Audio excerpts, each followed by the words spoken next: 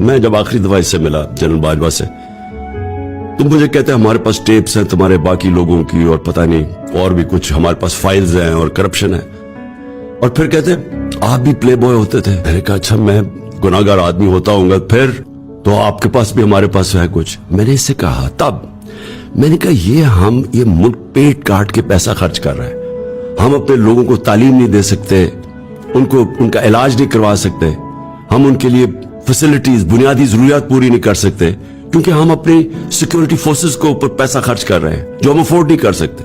تو کیا یہ کام ہے آپ کا کہ آپ بلیک میل کرنے کے لیے اس طرح کی ٹیپس بنائیں تاکہ میں کنٹرول ہو جاؤں، تاکہ میرا منہ بند ہو جائے؟ ایکچولی یہ کرائم ہے، یہ اس کے اوپر صرف اسی کے اوپر اس کو سزا ملنی چاہیے۔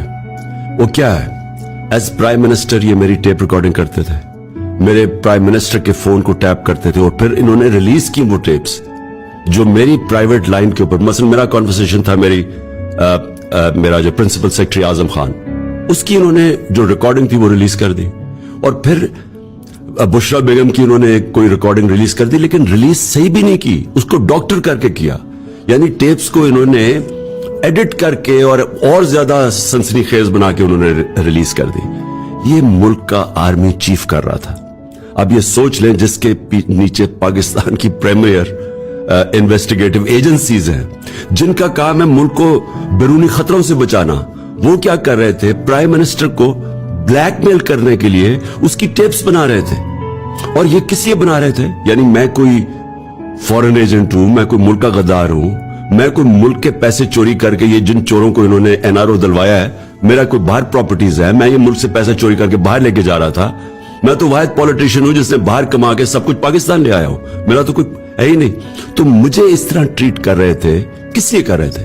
اس سے یہ چیز سامنے آتی ہے کہ نیشنل انٹرسٹ نہیں تھا، یہ کنٹرول کرنے کے لیے یہ سارا کچھ ایک پرائم منسٹر کو بلیک میل کرنے کے لیے کیا جا رہا تھا۔ میرے خیال میں پاکستانی فوج کو آج اندر اکاؤنٹیبلٹی کرنی چاہیے اس کی، کیونکہ اس میں فاصلے عوام میں اور ہماری فوج میں بڑھتے جا رہے ہیں۔ بجائے ہمیں ڈنڈے مار کے اور ہمارے اوپر غداری کے کیسز کر کے اور ہمیں جیلوں میں ڈال کے اور ننگا کر کے ٹارچر کرنے کے، یہ انٹروسپیکشن کی ضرورت ہے، اس وقت اصلاحات کی ضرورت ہے، بیکاز یہ بگڑتا جا رہا ہے کام۔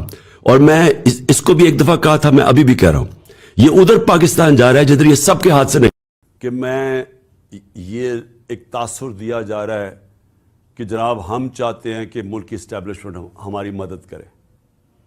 یہ جب ہمارے خلاف یہ دھرنے دیے جا رہے تھے اور یہ جب کہا جا رہا تھا کہ جی ساری جو PDM کی جماعتیں ہیں یہ سارا وقت کہہ رہے تھے کہ جی ان کو چھوڑ کے تو ہماری مدد کریں، میں بالکل کسی سے کوئی مدد نہیں کر رہا، میں قطعی طور پہ یہ نہیں کہہ رہا کہ اسٹیبلشمنٹ ہماری مدد کرے، میں یہ چاہ رہا ہوں کہ اسٹیبلشمنٹ نیوٹرل ہو۔ میں اس لیے چاہ رہا ہوں اسٹیبلشمنٹ نیوٹرل ہو کہ اسٹیبلشمنٹ کا وقار اوپر جائے۔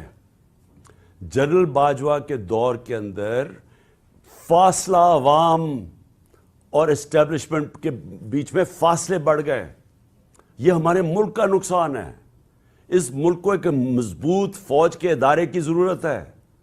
میں ایک آزاد آدمی ہوں، ایک آزاد ملک میں رہنا چاہتا ہوں، میں کسی صورت یہ نہیں چاہتا کہ ہماری فوج کمزور ہو اور ہماری آزادی چلی جائے۔ اس لیے یہ پاکستان کے انٹرسٹ میں ہے کہ ہمارا فوج کا ادارہ مضبوط ہو۔ مضبوط وہ تب ہوگا جب وہ نیوٹرل ہو، وہ مداخلت نہ کرے۔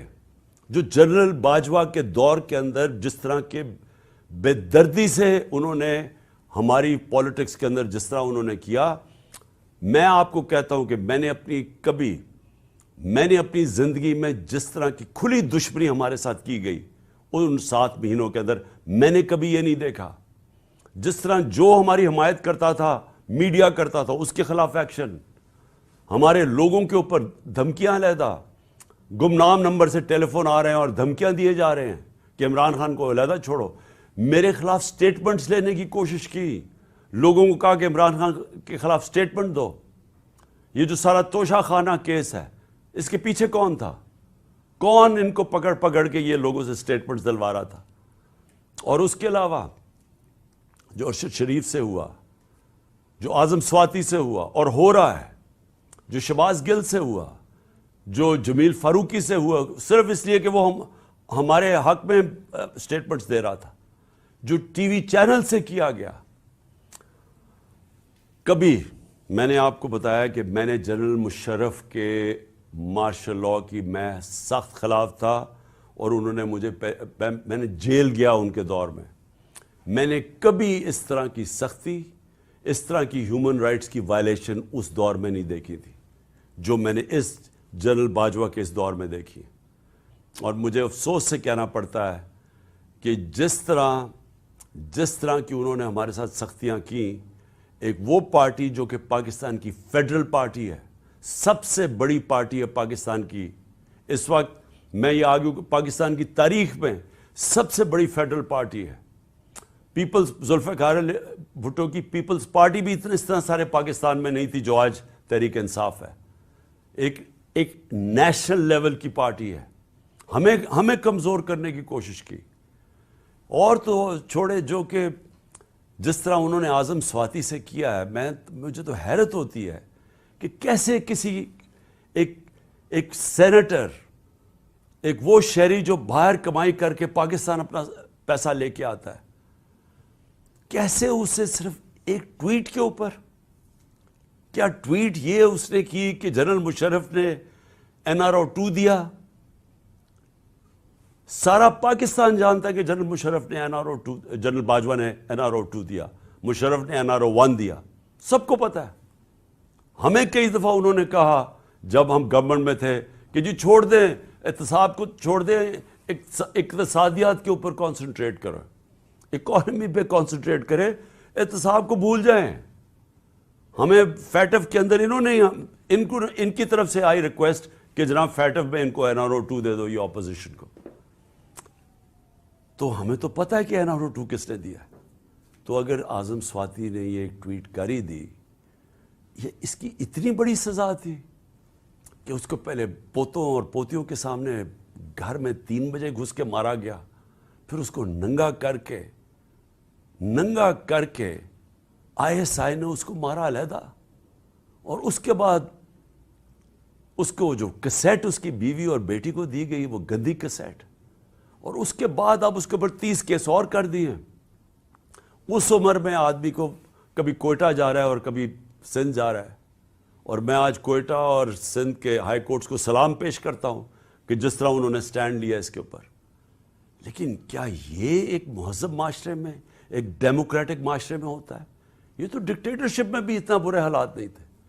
اور اس کے بعد شہباز گل، اس کے اوپر 8 کیس اور کر دیے. میں ایکس پرائم منسٹر پاکستان کا، مجھے پتا ہے کس نے گولیاں، کس نے میرے اوپر قاتلانہ حملہ کیا، مجھے پتا ہے وہ کون ہے. میں اپنی FIR نہیں کٹوا سکا تو اور کون کٹوائے گا پاکستان میں؟ اور کون آج مجھے بتائیں کمزور آدمی، اگر ایکس پرائم منسٹر سب سے بڑی پارٹی کا ہیڈ اگر وہ نہیں کر سکتا تو باقی کون کر سکتا ہے؟ تو یہ ہیومن رائٹس کا حال ہے. آج ہم بات کرتے ہیں کہ جی مقبوضہ کشمیر میں بہت بڑے برے حالات ہیں، تو یہاں کیا ہیں؟ یہاں کون سے ہیومن رائٹس رہ گئے ہمارے؟ اور مجھے بڑے افسوس سے کہنا پڑتا ہے، میں پوری ریسپیکٹ سے میں اپنی اعلیٰ عدلیہ سے پوچھنا چاہتا ہوں کہ دیکھیں، اگر آپ ہمارے فنڈامنٹل رائٹس کی، اگر آپ ان کی حفاظت نہیں کریں گے تو اور کون کرے گا؟ کیا کوئی باہر سے آ کے ہمیں کرے گا؟